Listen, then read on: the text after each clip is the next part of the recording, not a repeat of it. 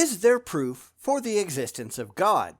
Well, the religious seem to think so, but they have no idea what any of the terminology actually means. They don't know what skeptics are actually looking for. Why? Because they don't care.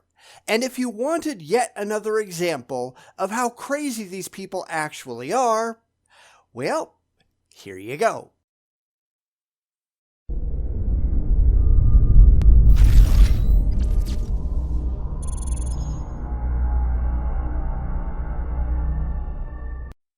It's really not that hard to find crazy theists on YouTube.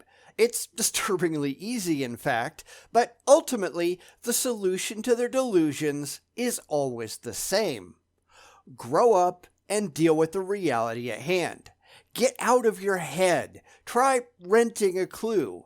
It really isn't that hard. Today, we're going to look at a channel called Creation Worldview, where a couple of old farts are going to wax philosophic over the best proof for God. Except they have no idea what proof is, how evidence works, or, let's be honest, much of anything else. This one is going to leave you rolling your eyes. And I've been doing it so hard, I think I need to see a doctor.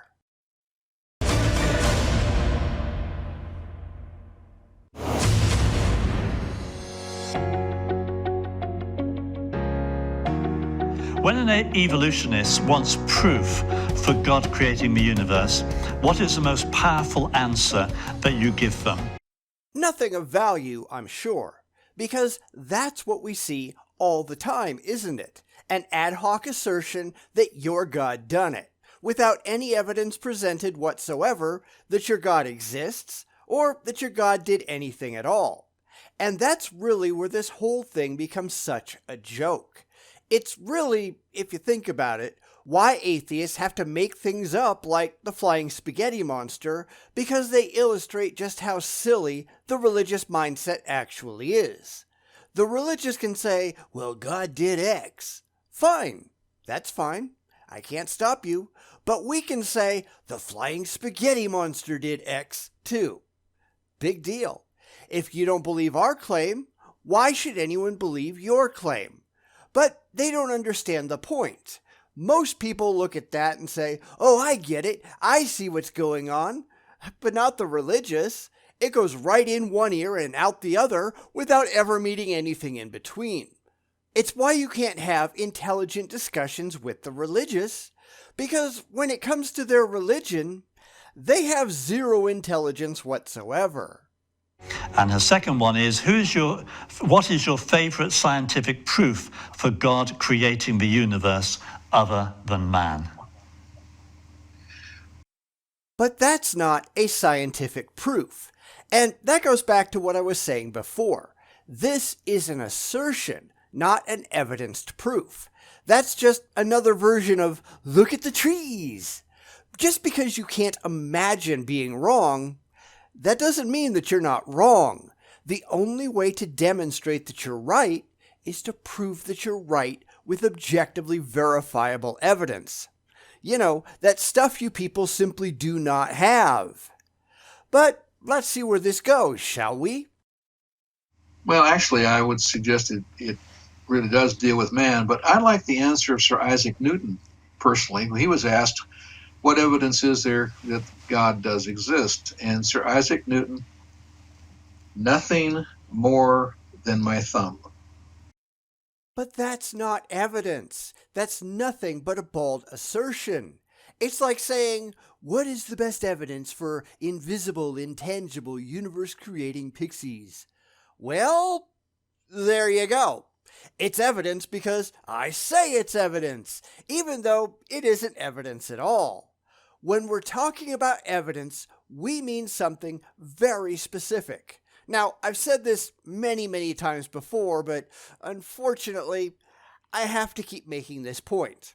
Evidence, as we define it, as we're looking for it, is the available body of facts or information indicating whether a belief or proposition is true or valid.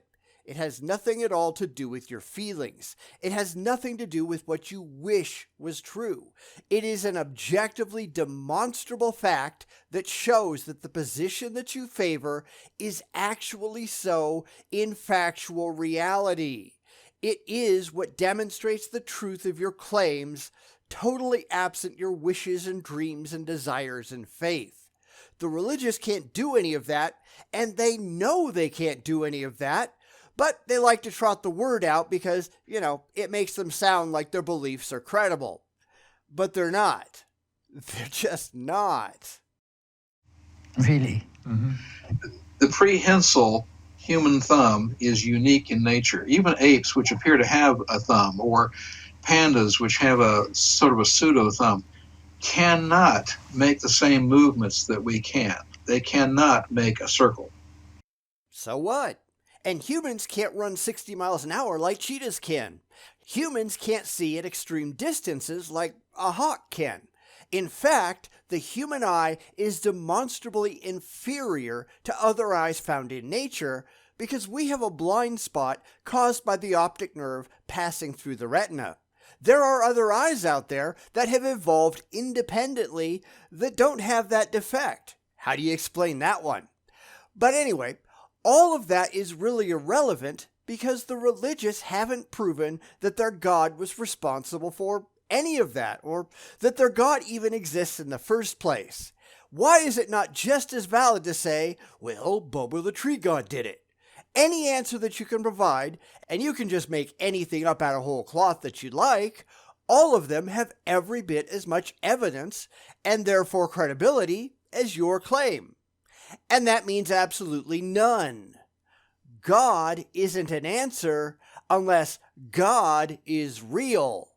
Prove God is real. Go ahead. We'll wait.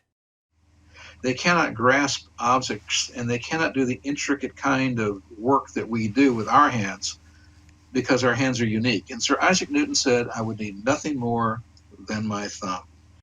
And faith and a whole lot of unsupported and unsupportable assertions based on irrationality. And this is why the religious never get anywhere intelligent. Because in their heads, they're saying, well, of course God is real. I can't imagine God not being real. So obviously, God is real. Except that's not how this works. Change the word God to anything you can make up in your head. Well, of course Thor is real. I can't imagine Thor not being real. So obviously, Thor is. But your imagination doesn't matter. You are living in a fantasy world inside of your head. It has no connection to the objective reality that we all share. It is based on feelings, not facts, not evidence, not reality. If you want to get to reality, you need to get out of your own head. You need to yank your thumb out. You need to be able to think rationally and critically and with evidence of forethought. Facts have to matter. Your feelings don't. How many times do we have to explain this before you get it through your head? I don't know. How many videos have I done? Because they never learn, do they? Now, the argument that Paul uses in Romans chapter 1 is one of 5 classical arguments for the existence of God. And all of them have been soundly debunked. See, that's the problem. It doesn't matter what arguments Paul used in your book of mythology, or what St. Anselm said when he gave it a shot, or what any of the modern apologists are trying today. An argument doesn't demonstrate fact. We can go all the way back to the 40-some-odd religious arguments video that I did a long time ago when I showed that every single one of them, absolutely every single one of them, just leaps to an untenable conclusion at the end. Therefore, God. Well, why God? Why not Cthulhu? Therefore, Cthulhu. Or Thor, or Ra, or the flying spaghetti monster, or Bigfoot, or whatever. Make something up. Because you can't get to God without proof of God. You can't get to God did it without proving God is actually real and God actually did it. The only way to reach that conclusion rationally is to present objectively verifiable and testable evidence that shows that your conclusion is actually valid and correct. And the religious have no interest in that whatsoever. None at all. Because this is all about fifis, not facts. How pathetic is that?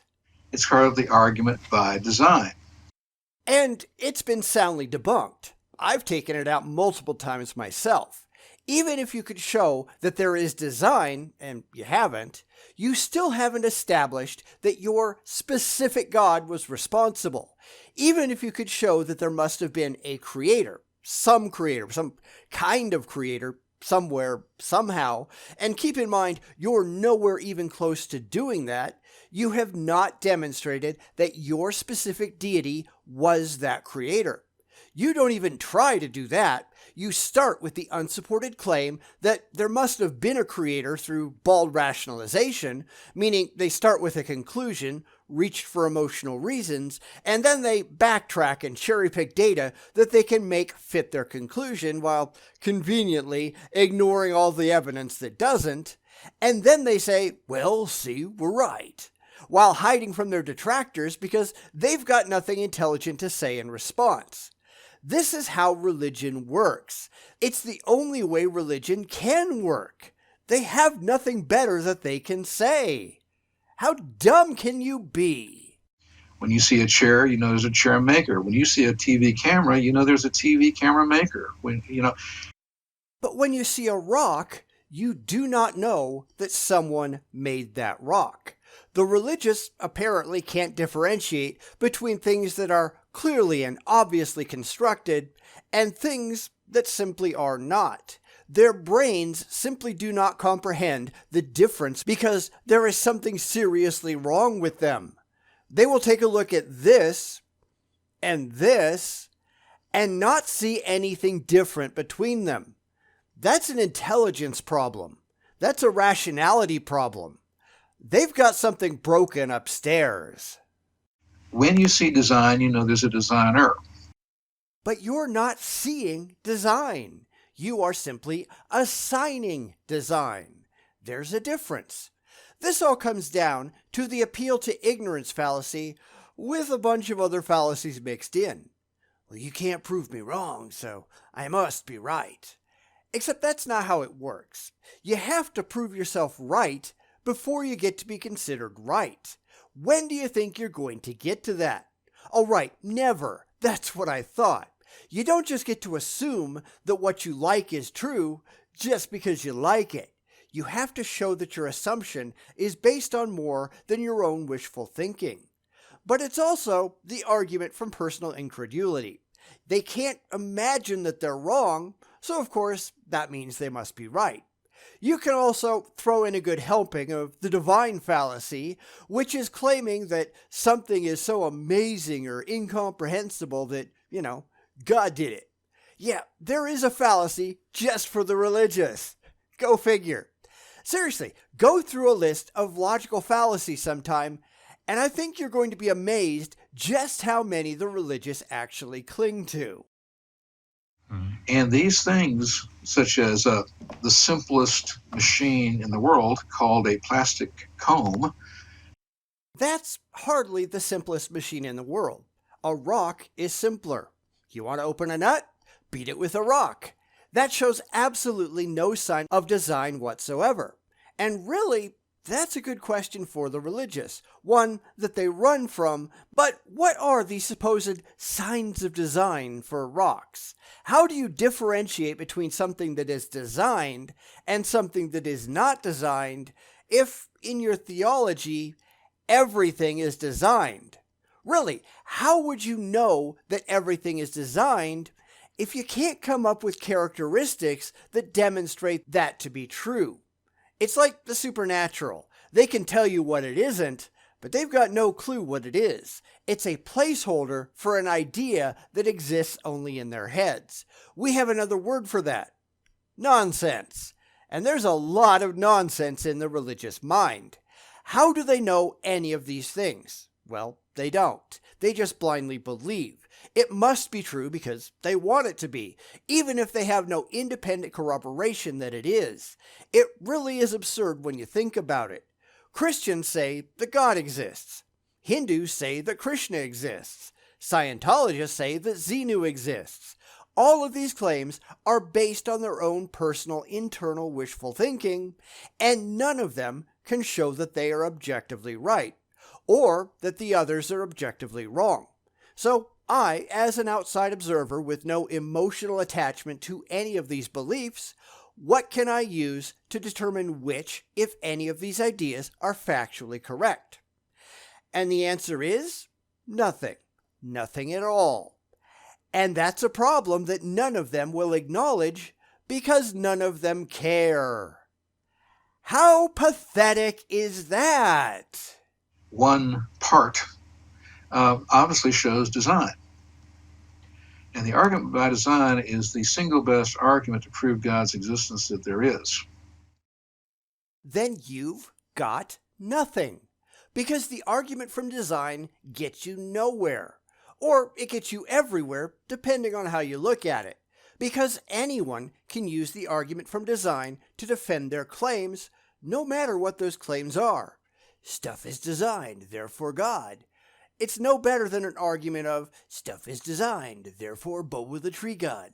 Therefore invisible, intangible, universe-creating pixies. Therefore a billion cosmic monkeys on a billion cosmic typewriters. I mean, take your pick. None of them are demonstrably better or demonstrably worse than any other. Ultimately, it gets you absolutely nowhere unless you're emotionally invested in their particular cult. For people who are actually interested in what is, this doesn't help. In fact, it betrays the absurdity of religious faith. If this is the best they can do, give up now. You've lost. You're so far outside of reality that I don't think you can find your way back again. And this is why talking to these people and trying to find common ground is a complete waste of time.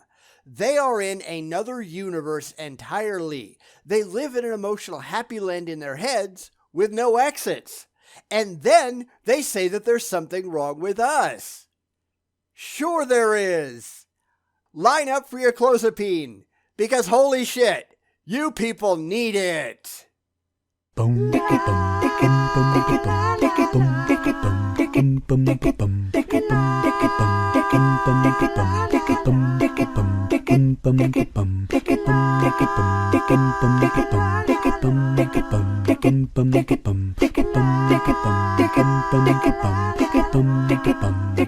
boom, boom.